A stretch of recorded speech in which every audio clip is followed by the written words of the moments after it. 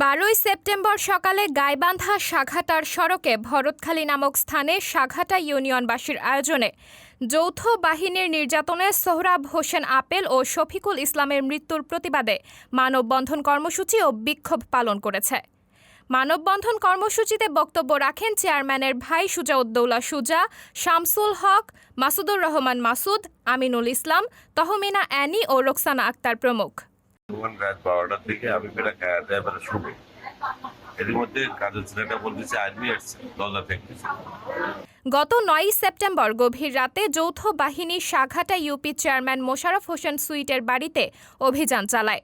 পরিবারে আমার ভাইস্তা নিহত মারা গেছে, এই মাত্র মারা গেল। আমি তো এখন বর্তমানে গাইবান্ধা সদর হাসপাতালে, দুইজন মারা গেছে, একজন ডোমরে মেডিকেলে, একজন গাইবান্ধা মেডিকেলে এখন মারা গেল।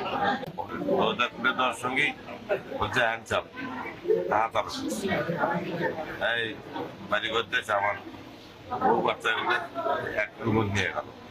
ছোট মেয়ের বউ, আমার মিসেস, আমার ছেলের বউ এক রুম নিয়ে যা সব বাসায় তল্লাশি শুরু করে দিচ্ছে, বলতেছে আপনার কাছে অস্ত্র আছে।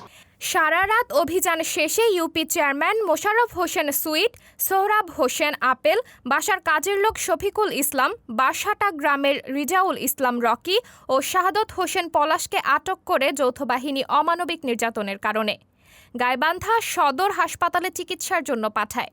চিকিৎসাধীন অবস্থায় 10 সেপ্টেম্বর সোহরাব হোসেন আপেল গাইবান্ধা সদর হাসপাতালে ও শফিকুল ইসলাম বগুড়া শহীদ জিয়াউর রহমান মেডিকেল কলেজ হাসপাতালে মারা যায়। বাকি 3 জন গাইবান্ধা সদর হাসপাতালে পুলিশি প্রহরায় মৃত্যুর সাথে পাঞ্জা লড়ছে।